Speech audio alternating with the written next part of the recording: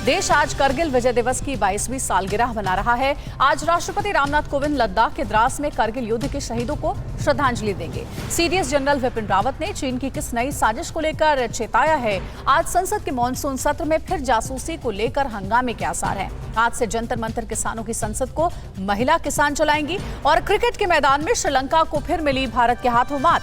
देश की अहम खबरों के लिए देखते हैं टॉप 9 राष्ट्र। देश आज पाकिस्तान के खिलाफ साल 1999 में मिली करगिल युद्ध में विजय की आज 22वीं सालगिरह मना रहा है। करगिल विजय दिवस के मौके पर राष्ट्रपति रामनाथ कोविंद आज कश्मीर के द्रास में करगिल वॉर मेमोरियल पर शहीद सैनिकों को श्रद्धांजलि अर्पित करेंगे। राष्ट्रपति के साथ सीडीएस जनरल विपिन रावत भी शहीदों को श्रद्धांजलि देंगे। राष्ट्रपति रामनाथ कोविंद जम्मू कश्मीर और लद्दाख के 3 दिनों के दौरे पर हैं। करगिल विजय दिवस के मौके पर देश के रक्षा मंत्री राजनाथ सिंह सुबह 8:45 बजे दिल्ली में बने नेशनल वॉर मेमोरियल पर वीर शहीदों को श्रद्धांजलि देंगे। राजनाथ सिंह के साथ तीनों सेना के प्रमुख भी शहीदों को नमन करेंगे। 1999 में करगिल की चोटियों पर पाकिस्तान ने घुसपैठ करके कब्जा कर लिया था। इलाके को कब्जे से छुड़ाने के लिए चले युद्ध में भारत के 527 सैनिक शहीद हो गए थे। करगिल विजय दिवस की 22वीं सालगिरह की पूर्व संध्या पर लद्दाख में शहीदों की याद में बनाए गए वॉर मेमोरियल पर कल बीटिंग रिट्रीट समारोह का आयोजन किया जाएगा। सेना के बैंड ने शहीदों की याद में कई धुन बजाए। इस मौके पर सीडीएस जनरल विपिन रावत और सेना के वरिष्ठ अधिकारियों ने युद्ध स्मारक कैंडल जलाकर शहीद जवानों को श्रद्धांजलि दी। Chief of defence staff general Bipin Rawat ने करगिल विजय दिवस से एक दिन पहले कल द्रास सेक्टर में एलओसी पर ताज़ा हालात की समीक्षा की। इस बीच एक वेबिनार में जनरल बिपिन रावत ने कहा कि भारत को म्यांमार में चीनी घुसपैठ पर कड़ी निगरानी रखने की जरूरत है। उन्होंने कहा कि रोहिंग्या शरणार्थियों का इस्तेमाल कट्टरपंथी इस्लामी समूहों द्वारा क्षेत्र में अशांति फैलाने के लिए किया जा सकता है। इजरायली सॉफ्टवेयर पेगासस के जरिए जासूसी के आरोप को लेकर आज फिर संसद में हंगामा हो सकता है। शुक्रवार को राज्यसभा के साथ लोकसभा में जमकर हंगामा हुआ था। विपक्ष की मांग है कि सरकार बताए कि उसने पेगासस का इस्तेमाल किया है या फिर नहीं, जबकि सरकार जासूसी करने के आरोपों को खारिज कर चुकी है। इसके अलावा विपक्ष महंगाई और किसान आंदोलन को लेकर भी सरकार की घेरेबंदी कर रही है। जासूसी को लेकर हो रहे हंगामे के बीच शिवसेना के संजय राउत ने इसकी फंडिंग को लेकर सवाल उठाते हुए इसकी जांच की मांग की। उन्होंने आरोप लगाया है कि सिर्फ 2019 में पेगासस जासूसी पर $4.8 करोड़ खर्च किए गए। राउत ने पूछा कि ये पैसा किसकी जेब से खर्च हुआ है। इस मामले को लेकर सुप्रीम कोर्ट की निगरानी में एसआईटी जांच की मांग भी विपक्ष के कई नेता उठा चुके हैं। कृषि कानूनों को वापस लेने की मांग को लेकर संसद के पास जंतर मंतर पर चल रही किसानों की संसद की कमान आज महिला किसानों के हाथ में होगी। आज से 9 अगस्त तक किसानों की संसद का नेतृत्व महिला किसान करेंगी। यहां 9 अगस्त तक 200 किसान को धरना देने की इजाजत दी गई है। इस बीच किसान नेता राकेश टिकैत ने कहा है कि किसान आखिरी दम तक हताश नहीं होगा।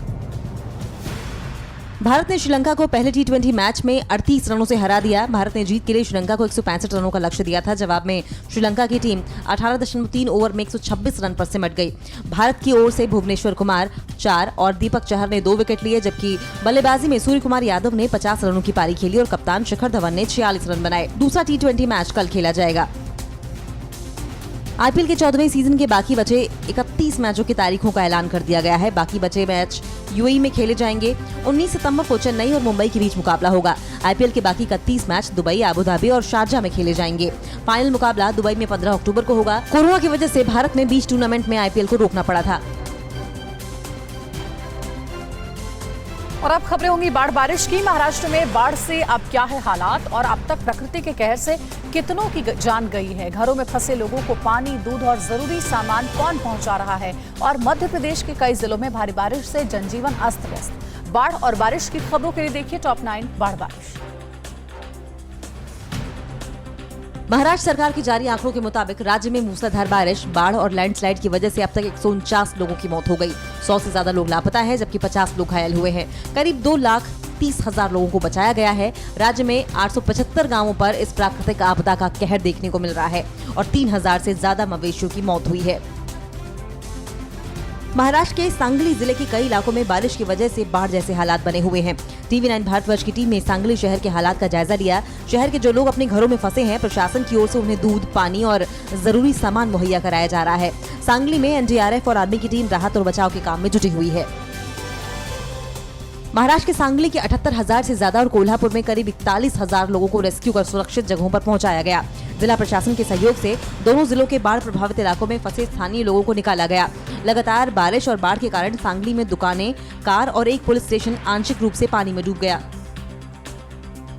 महाराष्ट्र के सतारा जिले में भूस्खलन, बाढ़ और बारिश से जुड़े हादसों में अब तक 37 लोगों की मौत हो चुकी है, जबकि 5 लोग अब भी लापता हैं। सतारा जिला प्रशासन के मुताबिक लापता लोगों की तलाश की जा रही है। वहीं पुणे कोल्हापुर हाईवे के पास कोल्हापुर में बाढ़ के पानी में मकान आंशिक रूप से डूब गए, जिसके चलते लोगों को परेशानियों का सामना करना पड़ रहा है। कर्नाटक के बेंगलुरु में रविवार को झमाझम बारिश हुई। मौसम विभाग के मुताबिक बेंगलुरु में आज भी बादल छाए रहने के साथ हल्की बारिश होगी। बेंगलुरु के अलावा पूरे कर्नाटक प्रदेश में बाढ़ जैसे हालात बने हुए हैं। लगातार हो रही बारिश से उत्तर कर्नाटक के 12 जिले, तटीय कर्नाटक और मलनाड क्षेत्र प्रभावित है। गुजरात के कई जिलों में रविवार को हुई भारी बारिश से जनजीवन अस्त व्यस्त हो गया है। छोटा उदयपुर जिले में भी नदी में जलस्तर बढ़ने के बाद इलाके में बाढ़ जैसे हालात हैं। आईएमडी ने उत्तर और दक्षिण गुजरात में कुछ जिलों के साथ साथ सौराष्ट्र कक्ष में अलग अलग जगहों पर मंगलवार सुबह तक भारी बारिश होने की आशंका जताई है। मध्य प्रदेश में लगातार हो रही बारिश से नदी नाले उफान पर हैं। कई गांवों में पानी भरा है तो कहीं हाईवे पर पानी भरा है। विदिशा में सहोदरा नदी रोड पर 5 फीट ऊपर बह रही है, जिसके चलते लोगों को काफी परेशानियों का सामना करना पड़ रहा है। पमारिया गांव में होमगार्ड ने 76 लोगों को रेस्क्यू कर सुरक्षित निकाला। मध्य प्रदेश के आगर मालवा जिले में भारी बारिश के दौरान लोगों की लापरवाही की तस्वीरें भी सामने आईं। यहाँ उफनती नदी की पुलिया पर पानी होने के बावजूद जान जोखिम में डालकर लोग पार करते दिखे। इसके अलावा बारिश से अवरुद्ध हुए बड़ौद आगर मार्ग पर भी जान जोखिम में डालकर लोग अपनी गाड़ियां निकालते नजर आए। हिमाचल प्रदेश के किन्नौर में लैंडस्लाइड से हुए हादसे में मारे गए लोगों में 4 सैलानी राजस्थान के थे। इनमें सीकर के रहने वाले एक ही परिवार के 3 सदस्य थे। इसके अलावा जयपुर की रहने वाली डॉक्टर दीपा शर्मा की भी मौत हो गई। हादसे से कुछ घंटे पहले ही दीपा ने अपने ट्विटर अकाउंट पर फोटो शेयर किया था। किन्नौर में कल भूस्खलन से हुए हादसे में 9 लोगों की मौत हो गई थी। टोक्यो ओलंपिक का आज चौथा दिन है। आज कई मुकाबलों में देशवासियों की नजर अपने खिलाड़ियों पर होगी। अभी तक हुए मुकाबले में भारत को क्या मिला है? आज भारतीय महिला हॉकी का मुकाबला जर्मनी से होगा। ओलंपिक से जुड़ी खबरों के लिए देखिए top 9 Tokyo Olympic. Tokyo Olympic में आज भारत के लिए अच्छी शुरुआत हुई है। तीरंदाजी के एलिमिनेशन राउंड में भारतीय टीम ने कजाकिस्तान की टीम को हराकर शानदार शुरुआत की है। भारत ने कजाकिस्तान को 6-2 से हरा दिया है। भारतीय टीम में अतानु दास, प्रवीण जाधव और तरुणदीप राय शामिल थे। इस जीत के साथ टीम क्वार्टर फाइनल में पहुंच गई है। सुबह 10:15 बजे क्वार्टर फाइनल में भारतीय टीम का दक्षिण कोरिया की टीम से मुकाबला होगा। टोक्यो ओलंपिक के तलवारबाजी मुकाबले में भी अच्छी खबर मिली है। भारत की भवानी देवी ने तलवारबाजी के व्यक्तिगत मुकाबले का पहला मैच जीत लिया है। भवानी देवी ने ट्यूनीशिया की बेन अजीजी नादिया को हराया है। भवानी देवी फेंसिंग यानी तलवारबाजी में ओलंपिक खेलने वाली पहली भारतीय है। टोक्यो ओलंपिक में आज टेनिस के पुरुष सिंगल मुकाबले में भारतीयों की नजर सुमित नागल पर होगी। सुमित नागल का मुकाबला सुबह 7:30 बजे के बाद रूस ओलंपिक समिति के डेनिल से होगा। नागल ने कल अपने ओलंपिक सफर की शुरुआत उज्बेकिस्तान के डेनिस को हराकर की थी। नागल 1996 के बाद से ओलंपिक खेलों में सिंगल मुकाबले में मैच जीतने वाले पहले भारतीय खिलाड़ी हैं। टोक्यो ओलंपिक में आज टेबल टेनिस के मुकाबले में भी भारतीय खिलाड़ियों पर देश की नजर रहेगी। हालांकि शुरुआत अच्छी नहीं रही है। शरद कमल को पुर्तगाल के खिलाड़ी के खिलाफ मुकाबले के पहले गेम में हार का सामना करना पड़ा है। वहीं महिलाओं में सुतीर्था मुखर्जी भी सिंगल मुकाबले में पुर्तगाल के खिलाड़ी से भिड़ेंगी। कल दूसरे दौर का मुकाबला जीतने वाली मनिका बत्रा आज दोपहर 12 बजे तीसरे दौर का मुकाबला खेलने उतरेंगी।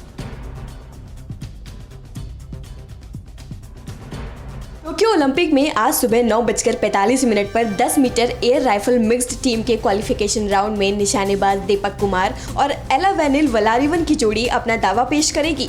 इससे पहले रविवार को पुरुषों के 10 मीटर एयर राइफल में दीपक और दिव्यांश सिंह पवार की जोड़ी का प्रदर्शन निराशाजनक रहा था। दोनों इस कैटेगरी में कल बाहर हो गए। टोक्यो ओलंपिक में आज बैडमिंटन मुकाबले में भी भारतीय खिलाड़ियों पर नजर रहेगी। सुबह 9:10 पर बैडमिंटन के मेंस डबल मुकाबले में भारत का मुकाबला इंडोनेशिया की जोड़ी से होगा। इस मुकाबले में सात्विक साईराज और चिराग शेट्टी भारत का दावा पेश करेंगे। टोक्यो ओलंपिक में आज बॉक्सिंग मुकाबले में भारत के आशीष कुमार चौधरी चीन के बॉक्सर के खिलाफ उतरेंगे। 75 किलोग्राम वर्ग में आशीष टोक्यो ओलंपिक में अपना पहला मुकाबला खेलने उतरेंगे। भारतीय समय के मुताबिक दोपहर 3 बजे से ये मुकाबला शुरू होगा। आशीष हिमाचल के पहले बॉक्सर हैं जो ओलंपिक में दमखम दिखाएंगे। टोक्यो ओलंपिक में आज शाम 5:45 बजे भारतीय महिला हॉकी टीम अपना दूसरा मैच खेलने उतरेगी। आज महिला हॉकी टीम का मुकाबला जर्मनी से होगा। पहले मैच में महिला हॉकी टीम को दुनिया की नंबर 1 महिला टीम नीदरलैंड के हाथों 5-1 के अंतर से हार का सामना करना पड़ा था। टोक्यो ओलंपिक में कल रविवार का दिन भारत के लिए मिला जुला रहा। निशानेबाजी में भी भारत को उम्मीद के मुताबिक सफलता नहीं मिली। भारतीय पुरुष हॉकी टीम को भी ऑस्ट्रेलिया के हाथों 7-1 से करारी हार का सामना करना पड़ा। हालांकि बॉक्सिंग में मैरी कॉम, बैडमिंटन में पीवी सिंधु और टेनिस में मनिका बत्रा ने जीत हासिल कर अगले दौर में जगह बनाई। रोइंग में भी भारतीय टीम ने सेमीफाइनल में जगह पक्की कर ली है। कर्नाटक की येदियुरप्पा सरकार के लिए क्यों है आज बड़ा दिन? पश्चिम बंगाल की मुख्यमंत्री आज से 5 दिन दिल्ली के दौरे पर और कैप्टन की अनदेखी पर सिद्धू को क्या नसीहत दी गई है? सियासत से जुड़ी अहम खबरों के लिए देखिए टॉप 9 राजनीति। कर्नाटक में नेतृत्व बदलने की खबरों के बीच येदियुरप्पा बतौर सीएम आज 2 साल का कार्यकाल पूरा कर रहे हैं। येदियुरप्पा से जुड़े एक सवाल पर बीजेपी के राष्ट्रीय अध्यक्ष जेपी नड्डा ने उनकी तारीफ की। गोवा में नड्डा ने कहा कि येदियुरप्पा राज्य में अच्छा काम कर रहे हैं। वहीं नेतृत्व बदलने को लेकर येदियुरप्पा ने कहा है कि उन्हें मामले में केंद्र के संदेश का इंतजार है। बीएस येदियुरप्पा को हटाए जाने की अटकलों के बीच कर्नाटक सरकार में कैबिनेट मंत्री मुरुगेश निरानी रविवार को दिल्ली पहुंचे। कर्नाटक की मुख्यमंत्री पद की दौड़ में शामिल होने को लेकर सवाल के जवाब में उन्होंने कहा कि मैं कुछ नहीं जानता और मैंने इसके बारे में किसी से नहीं पूछा है। उनके मुताबिक वो निजी दौरे पर दिल्ली आए हैं। पश्चिम बंगाल की मुख्यमंत्री ममता बनर्जी आज से 30 जुलाई तक दिल्ली दौरे पर हैं। इस दौरान 28 जुलाई को दीदी प्रधानमंत्री मोदी से भी मुलाकात करेंगी। इसी दिन ममता ने विपक्षी पार्टियों के वरिष्ठ नेताओं के साथ भी बैठक रखी है। बैठक को लेकर अब एक बार फिर से ये कयासबाजी की जा रही है कि क्या ममता 2024 के लिए एंटी बीजेपी फ्रंट बनाने की तैयारी में जुट गई हैं। दिल्ली दौरे पर रवाना होने से ठीक पहले पश्चिम बंगाल की मुख्यमंत्री ममता बनर्जी ने आज कैबिनेट की विशेष बैठक बुलाई है। दोपहर 1 बजे ममता कैबिनेट की मीटिंग होगी। बैठक में ममता अपने मंत्रियों के साथ कई अहम मुद्दों पर बात करेंगी। इस बैठक के बाद ही ममता दिल्ली के लिए रवाना हो जाएंगी। शिरोमणि अकाली दल अध्यक्ष सुखबीर बादल ने क्षेत्रीय दलों से एक साथ आने की अपील की। उनका कहना है कि 2024 के लोकसभा चुनाव में बीजेपी से मुकाबला करने के लिए एक राष्ट्रीय मोर्चे का गठन होना चाहिए। सुखबीर ने कहा कि बीजेपी के साथ शिरोमणि अकाली दल की कहानी अब खत्म हो चुकी है। पंजाब में कांग्रेस का संकट गहरा सकता है। सिद्धू की ताजपोशी के दौरान उन्होंने जो तेवर दिखाए, उसके बाद ऐसी खबरें हैं कि उनके व्यवहार से पंजाब के कई वरिष्ठ कांग्रेसी नेता और विधायक नाखुश हैं। कार्यकर्ताओं के मुताबिक जिस तरह उन्होंने अपनी पार्टी के विधायक दल के नेता की अनदेखी की, वो उनके बीच की दूरी और बढ़ाएगा। उत्तर प्रदेश के प्रयागराज में आज से बीएसपी की प्रबुद्ध वर्ग संवाद सुरक्षा सम्मान विचार गोष्ठी होगी। इस दौरान कार्यक्रम में बीएसपी महासचिव सतीश चंद्र मिश्र मौजूद रहेंगे। रविवार को अम्बेडकर नगर में प्रबुद्ध सम्मेलन में सतीश चंद्र मिश्र ने कहा है कि अगर राज्य में फिर बीजेपी सरकार बनी तो ब्राह्मण समाज को बाहर जाने को मजबूर होना पड़ेगा।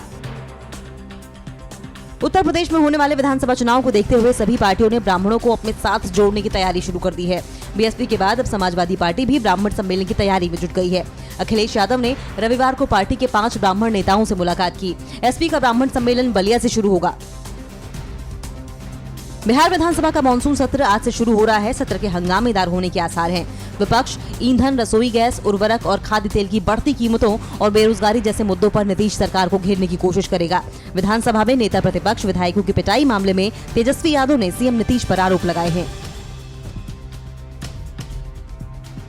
राज कुंद्रा के कितने कर्मचारी सरकारी गवाह बनेंगे और शिल्पा शेट्टी से दोबारा हो सकती है पूछताछ? जहरीली शराब पीने से कहां हुई 3 लोगों की मौत और कहां पुलिस ने किया थाने बुलाकर शख्स को सम्मानित? राज्यों की अहम खबरों के लिए देखिए टॉप 9 राज्य विशेष।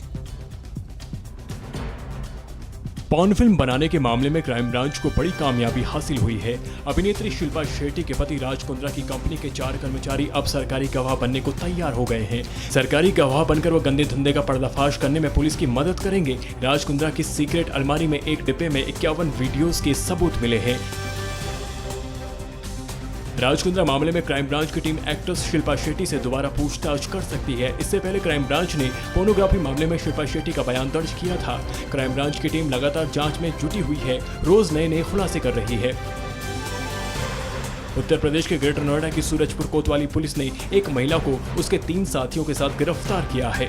महिला पर आरोप है कि उसने अपने साथियों के साथ मिलकर पति के अपहरण और हत्या करवाई। पुलिस मृतक के शव की तलाश में जुटी है और मामले में आगे की कार्रवाई कर रही है। मध्य प्रदेश के मंदसौर में जहरीली शराब पीने से 3 लोगों की मौत हो गई। मरने वाले तीनों लोग एक ही गांव के रहने वाले थे और तीनों ने गांव की एक ही दुकान से शराब पीकर खरीदी थी। जिला कलेक्टर ने अवैध शराब बेचने वाले शख्स के मकान को तोड़ने के निर्देश भी दिए हैं। मामले में आबकारी विभाग पर लापरवाही के आरोप भी लगे हैं। आंध्र प्रदेश के तिरुपति शहर में गैस रिसाव की वजह से एक अपार्टमेंट में भीषण आग लग गई। आग की लपटें और धुआं काफी दूर से दिखाई दे रहे थे। इसे देखकर अपार्टमेंट के लोग दहशत में आ गए। कड़ी मशक्कत के बाद आग पर काबू पाया गया। आग में किसी के घायल होने की खबर नहीं है। आंध्र प्रदेश की विशाखापट्टनम पुलिस ने एक शख्स को सम्मानित किया है। विशाखापट्टनम के डीजीपी सुरेश बाबू के मुताबिक उस शख्स ने उन्हें 27 लाख रुपए की कीमत के सोने से भरे बैग को सौंपा था, जिससे पुलिस के केस सुलझाने में काफी मदद मिली थी। इसी वजह से पुलिस कर्मियों ने उसे थाने बुलाकर बुके देकर सम्मानित किया। मध्य प्रदेश के ग्वालियर पुलिस ने रविवार को माई ट्रैफिक माई सेफ्टी नाम का एक ऐप लॉन्च किया है। राज्य के गृह मंत्री नरोत्तम मिश्र ने एक ऐप लॉन्च करने के दौरान कहा कि ये ऐप महिला सुरक्षा में अहम रोल अदा करेगा। ऐप में शहर के 9000 ऑटो टैक्सी रजिस्टर किए जाएंगे। फिलहाल पहले फेज में शहर के 3000 ऑटो टैक्सी रजिस्टर किए गए हैं।